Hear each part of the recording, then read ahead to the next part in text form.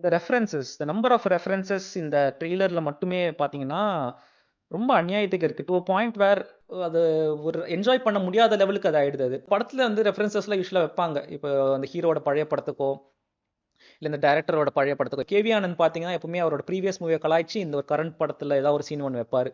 So அந்த மாரிலாம் ரொம்ப லைட்டா, சட்டிலா வைக்கிறப்போ, நம்மளுக்கு அந்த ஆடியன்ஸ் கிட்ட வந்துட்டு ஒரு நல்ல ஒரு ரெஸ்பான்ஸ் ஒண்ணு வரும். இப்போ ரெஃபரன்ஸ் காட்டுறீங்கன்னு சொல்லிட்டு நீங்க ரொம்ப ஆன் த ஃபேஸ் நீங்க ஆடியன்ஸ்க்கு வந்துட்டு எல்லாமே ரொம்ப ஆப்வியஸா வச்சிடுறீங்க. இந்த ரெஃபரன்ஸுங்கிறது யூசுவலா எப்படி இருக்கும்னா, ரொம்ப சட்டிலா இருக்கும். பேர்லி அது நோட்டிசபிளாவே இருக்காது அது. அந்த டை ஹார்ட் ஃபேன்ஸ் வந்து இந்த தியேட்டர்ல பார்த்துட்டு, திரும்ப அவங்க அந்த டிவில அந்த படத்த போடுறப்போ, அவங்க ஒரு 2, 3 தடவ பார்க்குறப்போ, ஒரு திடீர்னு அப்போ நோட்டீஸ் பண்ற ஒரு விஷயமா இருக்கும். அப்படி இருக்கிறப்போ தான் அது அந்த ஆடியன்ஸ்க்கு வந்து ஒரு ரிவார்டிங் ஒரு எக்ஸ்பீரியன்ஸா இருக்கும். ஓ! பாரேன் ஒரு டைரக்டர் வந்து ஒரு ஸ்மார்ட்டா இந்த இடத்துல இப்படி ஒரு பிளேஸ் பண்ணியிருக்காரு. It's a very nice reference do that movie அப்படிங்கிற ஒரு எலிமெண்ட் தான் அந்த ரெஃபரன்ஸ்க்கான ஒரு அழகே. பட் நீங்க அது இல்லாம சும்மாவே பழைய படம், பழைய படம் இந்த டயலாக் அப்படிங்கிற மாரியே ஃபுல்லா வச்சுட்டே நீங்க ஓட்டுறீங்கன்னா, it just shows lazy writing and நீங்க இந்த நாஸ்டால்ஜியா ஃபேக்டரை வச்சுட்டே நீங்க உங்க படத்தை ஓட்டிடலாம்னு நீங்க பாக்குறீங்க. I really hope that this is just done for the trailer cut are just to satisfy the fans and படத்துல வந்து இந்த மாதிரியே வச்சு ஓட்டிட மாட்டாங்கங்கிறத நான் நம்புறேன். Man, I'm tired of being right.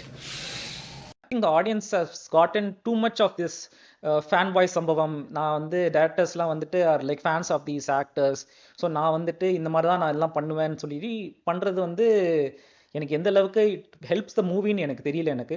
இந்த ஆக்டர்ஸ்லாம் அந்த மூவியோட அந்த வேர்ல்டுக்குள்ளேயே அந்த ஒரு சீன் நடக்கிறப்போ டக்குன்னு அவங்க ஒரு ஆடியன்ஸை பார்த்து சில டயலாக்லாம் வைப்பாங்க. இப்போ ரஜினிகாந்த்லாம் அந்த மாதிரி நிறைய டயலாக்ஸ் வைப்பாரு அண்ட் ஆடியன்ஸ் கிட்ட நல்ல ரியாக்ஷன் வரும். அது வந்து அந்த ஒரு ஃபோர்த் வாலை பிரேக் பண்ணிட்டு இந்த ஆடியன்ஸ் கூட வைக்கிற ஒரு கனெக்ட் மாதிரி சொல்லுவாங்க. சினிமா அந்த வேர்ல்டு இருக்கிறப்போ டக்குன்னு அவங்களுக்கு ஒரு ஒரு ஃபேன் பாய் மொமெண்ட் அவங்க ஒன்று கொடுக்குறாங்க. The actor is directly talking with them அப்படிங்கிற ஒரு மொமெண்ட் ஒன்று இருக்கும். எனக்கு வந்து அது ரொம்ப ஒரு சீனோ 2 சீனோ வச்சாதான் அது வந்து ரொம்ப எஃபெக்டிவாக இருக்கும். எல்லாமே வந்து ஒரு ஃபேன்ஸுக்கு வைக்கிற டயலாக்ஸ் எல்லாமே வந்துட்டு ஒரு ரீல் மூலியமாக வைக்கிற ஒரு டயலாக் எல்லாமே வந்துட்டு அந்த ஃபேன்ஸுக்கு வந்து ரிலேட்டபிளாக இருக்கணும். எல்லாமே அந்த மூவிக்கு தேவையில்லாமல் இந்த மாதிரி ஒரு ஹைப்புக்காக மட்டுமே நான் இந்த டயலாக் வைக்கிறேன், ஒரு எலிவேஷனுக்காக மட்டுமே இந்த டயலாக் வைக்கிறேன்னா அது எந்த அளவுக்கு எஃபெக்டிவாக இருக்கும்னு எனக்கு உண்மையிலே எனக்கு தெரியல எனக்கு.